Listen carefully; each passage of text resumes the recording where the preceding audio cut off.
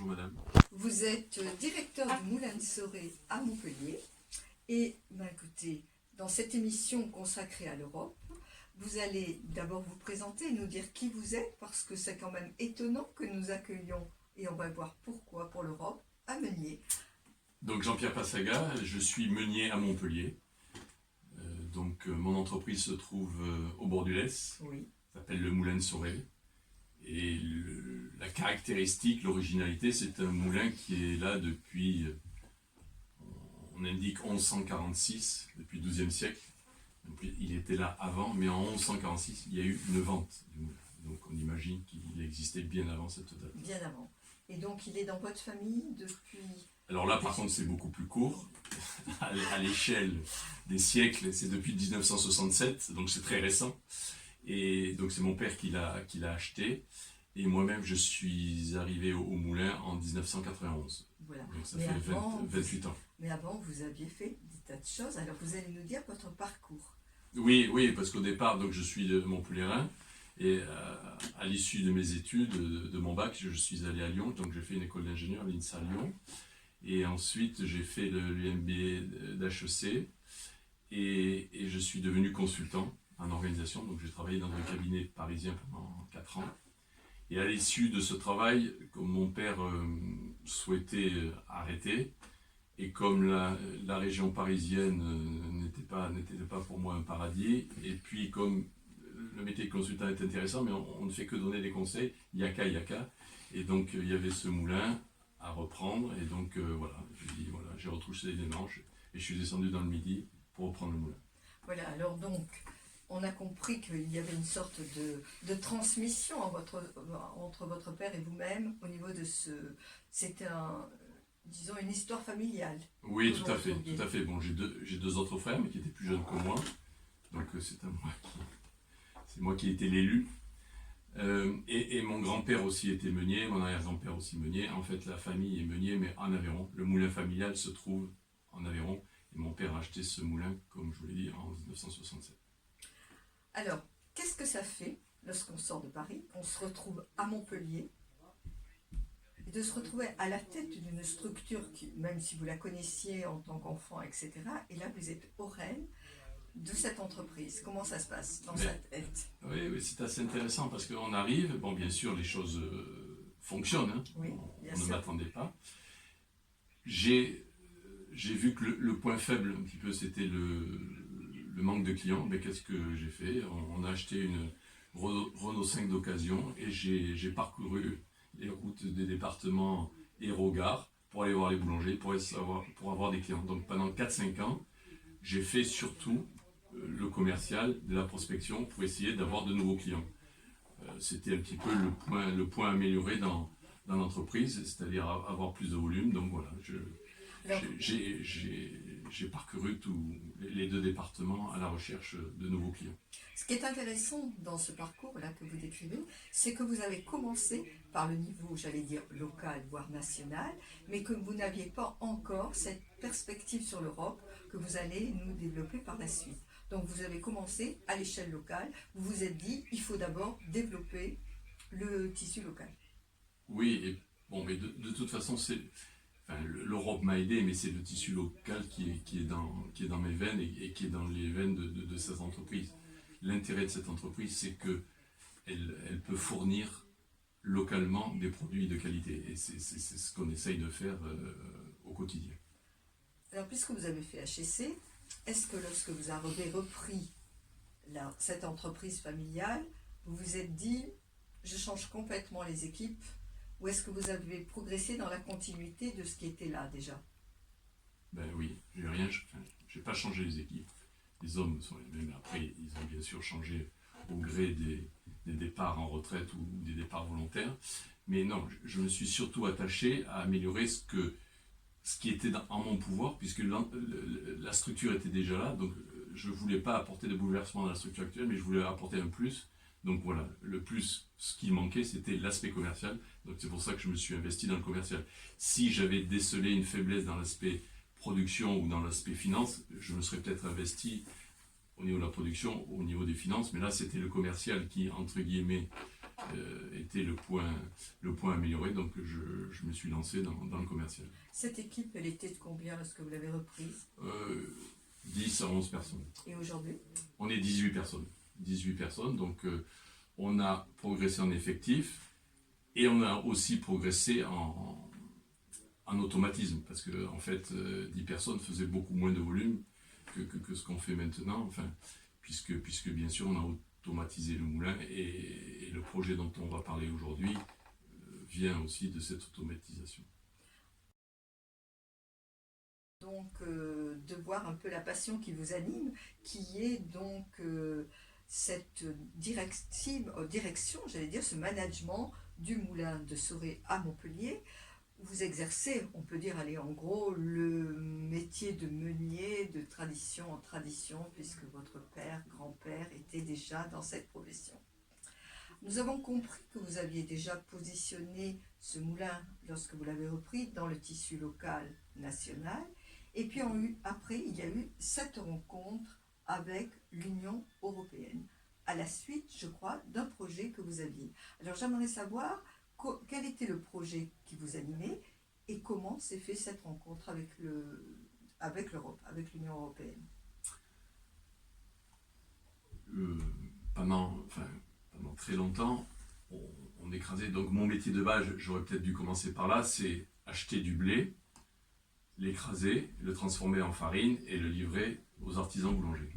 Donc pendant très longtemps, le blé que l'on achetait, c'était ce que l'on appelle du blé conventionnel, donc du blé classique. Et donc voici 10 ans, je me suis aperçu qu'en fait, la tendance de la consommation allait vers des produits à plus forte valeur ajoutée. Et donc la demande de mes clients allait vers des farines label rouge ou des farines biologiques. Et pour faire des farines biologiques ou pour faire des farines label rouge, il fallait que j'effectue des transformations dans mon unité de travail, donc dans le moulin, dans ma chaîne de production, d'où le fait que j'avais un projet, enfin j'ai eu un projet assez important en termes financiers, qui dépassait 1 million d'euros. Et là, j'ai fait appel à des aides de la communauté européenne et de la région. Donc c'est ce projet, j'allais dire bio, label rouge, qui vous a poussé à aller vers l'Union européenne. Oui, tout à fait. Pour trouver des financements d'abord. Pour trouver des financements, voilà. C'est le point principal. Et ça m'a permis de commencer à faire ces travaux, d'enchaîner avec des travaux qui se font toujours. Là, cette aide date d'il y a 4-5 ans. Mais je continue des travaux, je fais d'autres projets et je dirais que ça a lancé un démarrage de travaux. Donc on peut dire que l'Union européenne a été très sensible au dossier que vous présentiez concernant le label rouge ou la farine biologique. Oui, et un autre point qui, je pense, je parle pour eux, mais qui, je pense, les a séduits, c'est l'approvisionnement local.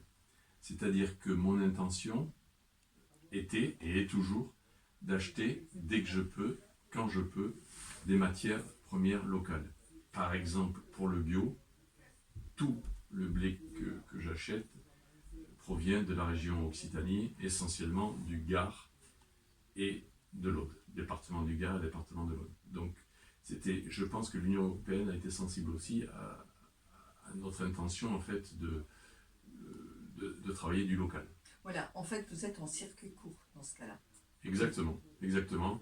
Je suis en liaison directe avec les agriculteurs bio du Gard. Ils ont le CIVAM, ça s'appelle le CIVAM bio du Gard, et toute leur production, j'achète toute leur production depuis 5-6 ans. C'est-à-dire quel que soit le volume, je l'achète à un prix que l'on a fixé au départ et qui permet aux agriculteurs d'avoir un revenu constant. Leur revenu ne varie plus suivant le cours du blé, il varie uniquement suivant la quantité de leur récolte. Ça, bien sûr, il y a toujours un inconnu, c'est le rendement et la quantité de récolte. Mais ils n'ont plus d'inconnu sur le cours du blé. Donc, ils peuvent le vendre à n'importe quel moment de l'année. De toute façon, le prix est fixe. Lorsque vous avez présenté ce projet à l'Union européenne, est-ce que vous avez rencontré des difficultés? Parce que je pense que vouloir aller dans un tel projet, ce n'est pas toujours facile. Quelles ont été pour vous les plus grandes difficultés que vous avez rencontrées pour mettre en place ce projet? La première difficulté, c'est de constituer le dossier. Parce que bien sûr on est 18 personnes, mais on n'a pas le savoir-faire de montage de dossier. Et c'est vrai qu'il y a un gros travail de montage de dossier, parce qu'il faut justifier nos besoins. Et donc ça a été un travail qui s'ajoute bien sûr au quotidien. Au quotidien, il faut fabriquer, il faut vendre, il faut livrer. Mais là, c'était un nouveau projet et quelque part, la difficulté était de constituer ce dossier. Alors, je vous interromps là. Je me disais, je réfléchissais en même temps, je me disais finalement, est-ce que ces dossiers administratifs, parfois, ne sont pas un frein pour aller vers l'Union européenne? Est-ce qu'il ne faudrait pas peut-être que l'Union européenne allège tous ces procédés administratifs pour nos chefs d'entreprise? C'est clair que suivant la taille de l'entreprise à laquelle la taille d'entreprise concernée, c'est-à-dire que si c'est une grosse entreprise, bien sûr, elle a en interne des gens qui sont capables de monter les dossiers et qui peuvent investir le temps, qui ont la connaissance, la compétence et le temps pour le faire. Par contre, dans les petites structures, c'est clair qu'on n'a pas le temps. Et bien souvent, j'imagine que des entreprises laissent tomber, entre guillemets, le recours à ces subventions parce qu'elles n'ont pas la capacité de monter ces dossiers. Alors bien sûr, il existe, il peut exister des consultants, des aides, voilà. Ça c'est important. Moi je fais partie de LRIA, Languedoc Régional de l'Industrie Agroalimentaire, et ces gens-là m'ont aussi aidé pour monter le dossier. Mais il faut se faire aider. Voilà, il faut un accompagnement pour aller vers de tels projets. Est-ce qu'il y a une autre difficulté que vous voudriez souligner? Non, après c'est le délai de paiement. Oui. C'est-à-dire que, mon interprétation des choses, c'est que de toute façon, cet argent-là, il faut considérer que c'est un plus, c'est-à-dire qu'il ne faut pas vraiment dépendre dans le financement, il ne faut pas dépendre de cet argent-là, parce qu'il arrive assez tard, pour nous il est arrivé assez tard, et heureusement que les banques nous ont suivis, et ça a été vraiment un plus, ça nous a permis même d'enchaîner d'autres projets, mais quelque part, si on avait dépendu pour ce projet-là que du paiement de cette subvention, ça aurait été très tendu sur la fin. Donc quelque part, il faut faire en sorte que cette aide soit un plus, et que quand elle arrive, elle permette de repartir ou de donner une autre échelle au projet. Voilà, alors on va terminer cette partie sur une note, j'allais dire, optimiste. C'est quand même quelque chose, l'Union européenne aide quand même le développement de tels projets. Ça, c'est à souligner. Ah. Même si même si les fonds arrivent tardivement, il n'empêche que ça permet à une entreprise d'être dynamisée. Ah oui, tout à fait. Et pour moi, ça a été même l'intérêt, ça a été le déclencheur de continuer. En fait, quand les fonds sont arrivés certes un peu tard, mais je me suis dit, bon voilà, et donc je vais continuer. Et mon projet continue, et il continue encore aujourd'hui, parce que justement, ces fonds sont arrivés. En fait, ça donne envie d'avoir envie de continuer. Exactement. Bien, on va écouter pause musicale et nous nous retrouvons tout de suite. De nous exposer le projet que vous avez pu développer grâce à l'Union européenne, même si parfois, comme vous disiez, pour appuyer de tels projets dans le développement d'une entreprise, l'Union européenne est un petit peu parfois difficile au niveau de l'aspect administratif et avec une sorte de lenteur au niveau des règlements. Oui, ce qui est assez logique aussi, parce qu'il faut quand même, c'est notre argent quelque part, c'est l'argent de tout le monde, donc il faut qu'elle soit donnée à bon escient et qu'on vérifie où cet argent va. Donc c'est un peu normal qu'on n'obtienne pas cet argent si facilement voilà, que ça. on est toujours impatient, mais n'empêche que ça arrive, et comme vous le souligniez tout à l'heure, ça permet de redynamiser une entreprise. Alors, au niveau local, moi j'aimerais savoir si vous travaillez de concert avec d'autres acteurs locaux, et quels sont-ils? Ah ben oui, le premier acteur local avec qui je travaille, c'est en amont les agriculteurs ou les coopératives, parce qu'en fait dans la filière entre guillemets pain, il y a 4 interlocuteurs. Il y a l'agriculteur, il y a l'organisme stockeur, une coopérative, il y a le meunier ou les meuniers et les boulangers, les artisans boulangers. Et je travaille avec ces 4 interlocuteurs, le meunier bien sûr, parce que c'est mon métier, mais je travaille avec les agriculteurs en amont, avec les organismes stockeurs, c'est-à-dire que je leur demande de faire des mélanges particuliers, de me garder des mélanges, de faire des lots qui me conviennent. Et je travaille bien sûr avec mes clients, parce que ce que je produis est pour eux. Donc j'essaye d'adapter ce que je produis à leurs besoins. Donc en fait, il y a un échange quotidien, permanent, entre leurs besoins et ce que je fabrique. C'est-à-dire que et c'est pour ça qu'on essaie d'innover dans nos farines, et pour ça qu'on a maintenant plus de 100 farines différentes. Quand je suis arrivé, il y en avait peut-être 15 ou 20. Alors, c'est pas de l'innovation très, très scientifique, mais c'est plutôt du développement. Et ce développement, il se fait grâce à nos clients qui nous disent ah ben tiens, tu n'aurais pas ça, ça, ça, ou j'aimerais ça, ou on m'a demandé ça. Et puis nous, on fait des essais, on leur propose, et voilà comment se crée de nouvelles farines, de nouveaux produits. Voilà. Et donc, il y a un travail avec mes fournisseurs et avec mes clients. Oui, c'est vrai que lorsqu'on achète son pain chez l'artisan boulanger, on n'imagine pas ce travail de concertation que vous avez en amont avec tous les partenaires pour arriver aux produits que nous achetons. Non, alors il m'arrive de faire visiter, je propose à mes clients boulangers de faire visiter à leurs clients, donc aux consommateurs, le moulin. Et là, je peux vous dire, et on le fait très régulièrement, donc c'est un boulanger qui invite sa clientèle. Et donc là, ce qui est merveilleux, c'est qu'en fait, les gens, comme tout le monde, on mange le pain, mais on n'imagine pas du tout ce qu'il y a derrière. Et je peux vous dire que tous les gens qui viennent au moulin, ensuite, quand ils repartent, quand ils ont une tranche de pain dans la bouche, ils peuvent imaginer tout ce qu'il y a en amont, et le pain n'a pas du tout le même goût. Et je peux vous dire que là on le déguste parce qu'on voit tout le travail et tous les interlocuteurs qui sont en amont.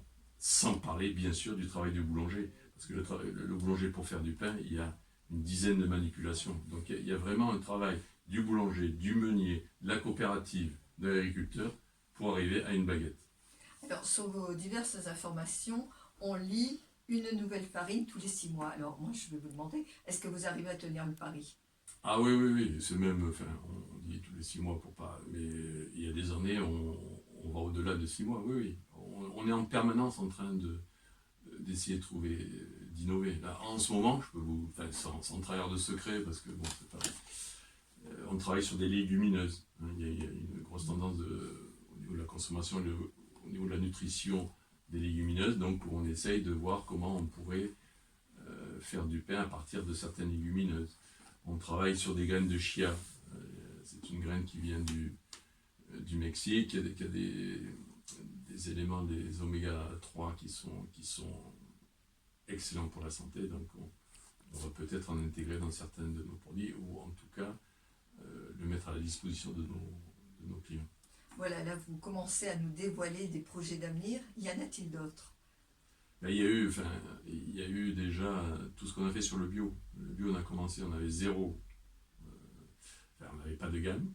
Et maintenant, on a 6 ou 7 produits. Donc en 4-5 ans, on a fait 6 ou 7 produits de bio local. Écoutez, un très grand merci pour tout ce que vous venez de nous apprendre et nous dévoiler donc sur le travail de meunier, sur les boulangers, sur la fabrication du pain. Et puis quand même, il faut le souligner que ce dynamisme qui a été replacé dans votre entreprise, c'est aussi grâce à l'Union européenne qui vous a suivi dans les projets que vous avez présentés. Tout à fait.